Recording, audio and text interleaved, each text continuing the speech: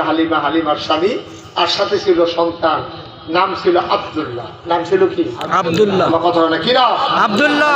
নিজের বাচ্চাটার নাম ছিল আব্দুল্লাহ। তো তিনজন গিয়া দাঁড়াইয়া বলতেছে, হুজুর এই আপনি কি বলতে পারবেন যে এখানে নাকি মোহাম্মদ একটা লোক আছে, ছেলে আছে, বাচ্চা আছে, এটার ঘর কোনটা? আরে ওই যে মোহাম্মদ, আব্দুল্লাহ বাচ্চা করে ছেলে, ওই যে ঘরটা, এটাই তো ঘর। সুবহানাল্লাহ বলবেন না? সুবহানাল্লাহ। হালিমা, হালিমার স্বামী ছোট বাচ্চা নিয়ে হালিমার ঘরের সামনে গিয়ে দাঁড়ালেন। হালিমা বললেন, স্বামী আমার, পর পুরুষ এখানে ঢোকা ঠিক হবে না, এই মহিলাতে, এই বাড়িতে কোনো পুরুষ নাই, আপনি দয়া করে বাইরে দাঁড়ান, আমি একটু ভেতরে যাই। এবার হালিমা বাচ্চাটারে হালিমার স্বামীর কুলে দিয়া হালিমা গিয়া দাঁড়াইলেন দরজায়, সালাম দিলেন, আসসালামু আলাইকুম। ভেতর থেকে মহিলা কয়, ওয়ালাইকুম আসসালাম ওয়া রাহমাতুল্লাহ। ডাক দিয়া কয়, কে সালাম দেয়? আমার নাম হালিমা। কয়, কোন হালিমা?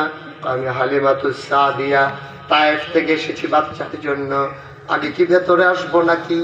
আমেনা ডাক দেয়া কয়, হালিমা গো, সকাল থেকে কত মহিলা বাচ্চা নিয়ে এই দরজা দিয়া গেল, বাচ্চার আওয়াজ শুনলাম, উটের পায়ের শব্দ শুনলাম, কেউ খবর নিল না, তোমার বুঝি মায়া লাগছে গো হালিমা? সুবহানাল্লাহ। কত মানুষ বাচ্চা নিয়ে গেল, কেউ খবর নিল না, এই পরন্ত বিকেলে তোমার বুঝি মায়া? আহলান সাহলান মারহাবা, মোস্ট ওয়েলকাম, আমার ঘরে তোমারে স্বাগত। হালিমা ঘরের ভেতরে ঢুকলেন। হালিমা কয়, আমি ঘরের ভিতরে ঢুকে দেখি আমেনা বিছানার উপরে আসন পেতে বসে আছেন, কোলের ভিতরে ছোট্ট একটা বাচ্চা, আর এইরকম একটা সাদা রুমাল দিয়া বাচ্চার মুখটা এমন করে ঢাকা। সুবহানাল্লাহ। সুবহানাল্লাহ বলবেন না? সুবহানাল্লাহ। হালিমা গিয়া কয়, আমেনা, ও আমেনা, বাচ্চা নেব কি নেব না এখনো সিদ্ধান্ত হয় নাই, একটু বাচ্চাটারে দেখতে চাই, পছন্দ হইলে হয়তো নিতে পারি। আমেনা কয়, দেখে নাও নয়ন ভরে। হালিমা কয়, দেখবো কেমনে? রুমাল দিয়ে মুখ ঢেকে রাখলে, টান দিয়ে মুখের পর্দা সরিয়ে দিলে। হালিমা কয়, জীবনে আমি অনেক বাচ্চা দেখেছি, খোদার কসম, মানুষের বাচ্চা এত সুন্দর হইতে পারে আমার জানা ছিল না। সুবহানাল্লাহ। আমি অবাক বিস্ময়ে তাকিয়ে আছি, এত সুন্দর বাচ্চা হয়, আমার জানা ছিল না বাচ্চা এত সুন্দর হয়। বাচ্চারা ঘুমোচ্ছে চোখ বন্ধ করে, আমি তাকিয়ে রইলাম নিষ্পলক নয়নে, আমার চোখ ফিরতে চায় না। আমি মনে মনে দোয়া করতেছিলাম, বাচ্চা তো আমি দেখলাম, বাচ্চা তো আমারে দেখলো না, যদি চোখ একটু খুলতো সে তো আমারে দেখতে পারতো। খোদার কসম, আমি কাউরে কিচ্ছু বলি নাই, কিন্তু যেই মাত্র আমি মনে মনে চিন্তা করেছি, হঠাৎ করে দেখলাম বাচ্চার চোখের পাতা এমন টিপ টিপ করে নড়তেছে। আমার মনে হইল চোখের পাতা তো নয়, মনে হইল ফুটন্ত গোলাপের এক একটা পাপড়ি মৃদুমন্দ বাতাসে যেন দোল খাইতেছে। সুবহানাল্লাহ।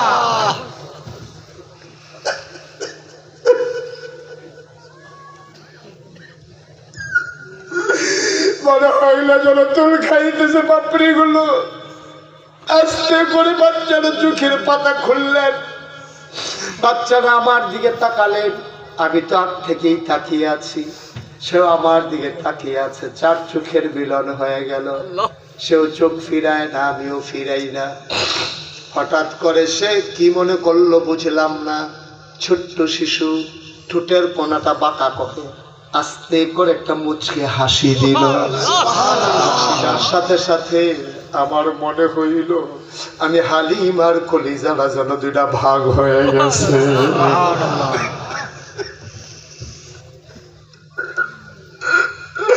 আমি দৌড় দিয়ে ঘরের বাইরে গেলাম, আমি গিয়ে বললাম, সেই ও স্বামী, আপনি বাধা দেবেন না, এই বাচ্চা ফলাই আমি গেলে বাঁচব না,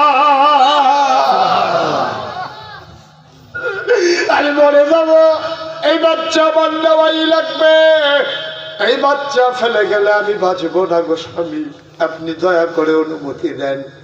স্বামী ডাক দেয়া কা হালিমা মন চাইলে নিয়ে নাও। হালিমা ঘরের ভিতরে ঢুকে বললেন আমেনা, আমেনা ও আমেনা, পারলে টাকা দিও না পারলে নাই, পারলে টাকা দিও না পারলে নাই, দয়া করে বাচ্চাটা খুলে দাও। আমেনা ডাক দেয়া কয় হালিমা বাচ্চা নেবা তার আগে কথা আছে, এই বাচ্চা কিন্তু বড় আজব বাচ্চা, এটা কিন্তু কোনো নর্মাল বাচ্চা না। কয় বুঝলাম না। 10 মাস 10 দিন এই বাচ্চাটা পেটে ছিল। খোদার কসম, বাচ্চা পেটে আসলে মায়েরা খাইতে পারে না, বমি হয়, ঘুমাইতে পারে না। কিন্তু আমার বাচ্চা 10 মাস 10 দিন পেটে ছিল, আমি টেরই পাই নাই আমার পেটে যে একটা বাচ্চা আছে। সুবহানাল্লাহ। একটা পিঁপড়া কাপড় দিলে আমি টের পাই আমার বাচ্চা যেই দিন দুনিয়াতে আসবে, একটা পিঁপড়ার কাপড়ের মতো আমি টের পাই না। সুবহানাল্লাহ। হালিমা, হালিমা জন্মের আগেই বাচ্চা তার বাপ হারাই ফেলছে। বাচ্চা দেখতে পারে নাই বাবার মুখ, বাবা দেখতে পারে নাই বাচ্চার মুখ। আমার বড় দুঃখ গো হালিমা, আমার মনে বড় কষ্ট। আমি এই ছোট্ট শিশু নিয়ে একা একা আছি, আমি তার মা, আমি তার বাবা। ও হালিমা, বাচ্চা নিতে চাও? এই বাচ্চা বড় আজব বাচ্চা, খাইতে দিলেও খায় না, খাইতে দিলেও ঘুমাই থেকে কান্নাকাটি করে না, দিলে খায় না খাইলে নাই। কোনোদিন আমার বাচ্চা কাঁদে না, ঘুম পাড়াই দিলে নড়ে না। এটা বড় আজব বাচ্চা হালিমা, তুমি নিজ বুদ্ধি করে সময়ে সময়ে দুধ খাওয়ানো লাগবে। ও কেন কান্নাকাটি করে খাবে না হালিমা। 3 দিন যদিও রাখো তারপরেও খাবে না গো হালিমা। হালিমা কয় দেন দেন, এই বাচ্চা আমার কাছে আমানত, আমি তাকে রক্ষা করব জীবন দিয়ে হলেও। হালিমা বা আমেনা বার ডাক দেয়া কয় শোনো, আমার মনে বাচ্চাটার একটা দুঃখ আছে, আর আমি একটা কাগজের ফুলও কিনে দিতে পারি নাই। আমার সুন্দর বাচ্চা, আমার কলিজার টুকরা, আমি তার একটা খেলনা কিনে দিতে পারি নাই, আমি আদর করে কিচ্ছু দিতে পারি নাই। আমার স্বামী নাই, কে বাজারে যাবে, কে খেলনা কিনে দেবে? এই বাচ্চাটার ভাগ্য তুই খারাপ, তারে কিচ্ছু কিনে দেওয়া গেল না গো হালিমা। তারে বড় আদর যত্ন করে রাখো। শোনো শোনো শোনো, একদিনের ঘটনা শোনো। আমি বাচ্চাটারে ঘুম পাড়াইয়া হাম্মামে ঢুকেছি গোসলের জন্যে। গোসলখানায় গোসল করতে ঢুকলাম, আমি গায়ে পানি ঢেলে দিয়েছি। হঠাৎ কানে আওয়াজ আসলো, কি যেন ঘরের ভিতরে নড়াচড়া করে। আমি চমকে উঠলাম, থমকে দাঁড়ালাম, আশ্চর্যান্বিত হয়ে গেলাম। আমার মোহাম্মদ ঘুম পাড়াই দিলে নড়ে না, কেন আওয়াজ কিসের? ভয় ঢুকে গেল অন্তরে। তাড়াতাড়ি জানালা খুলে ভিতরের দিকে তাকাইয়া দেখি আমার মোহাম্মদ হাত নাড়তেছে, পা নাড়তেছে, খিলখিল করে হাসতেছে, আর কি যেন আকাশের দিকে ধরতে চায়। সুবহানাল্লাহ। হাসে আর কি যেন ধরতে চায়। আমি চিন্তা করলাম, কখনো তো মোহাম্মদ এমন করে না, কি ধরতে চায়। আমি আবার তাকাইয়া দেখলাম আমার মোহাম্মদ রে আমি খেলনা কিনা দিতে পারি নাই। আমার আল্লাহ তারে খেলনার বাকি রাখে নাই।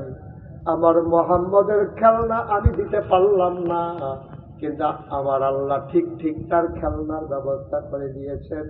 আমি তাকাইয়া দেখি আমার মোহাম্মদের মাথার উপরে আকাশের চাঁদ আর তারাগুলো খেলনা হয়ে কাছে চলে এসেছে। মোহাম্মদ ধরতে যায় আর খেলনাগুলো মাঝে মাঝে হারিয়ে যায়। সুবহানাল্লাহ। আমার মোহাম্মদের জন্য আমার আল্লাহ আকাশের চাঁদ আর তারাগুলারে খেলনা বানাই দিছে। ও হালিমা, এই বাচ্চা বড় আজব বাচ্চা। আমেনা কয়, হালিমা কয় দাও দাও দাও, বিসমিল্লাহ বলে আবার আমানত আমার কুলে দাও। আমেনা কুলে দিলেন, হালিমাও কান্দে, আমেনাও কান্দে। হালিমা কয় খোদার কসম, আমার বুকটা ছিল শুকনা। আমার ছেলে আব্দুল্লাহ তায়েফ থেকে মক্কায় আসতে বারবার বুকের ভিতরে চুষণ মেরেছে, একটা ফোঁটা দুধ পায় নাই আমার ছেলে। যেই মাত্র মোহাম্মদকে বিসমিল্লাহ বলে খুলে দিলাম, আমি টের পাইলাম আমার শুকনা দুইটা বুক দুধে ভরপুর হয়ে গেছে। সুবহানাল্লাহ।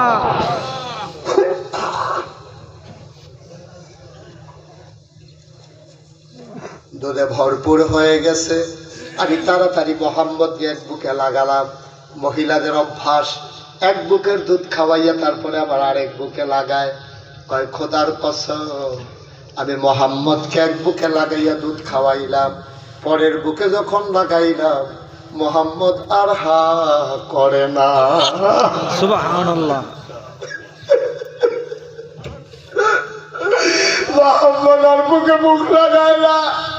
আমি আশ্চর্য হয়ে গেলাম, এই ছোট্ট বাচ্চা এক বুকের দুধ খায় আর এক বুকের খায় না কেন? আমি তো বুঝি নাই।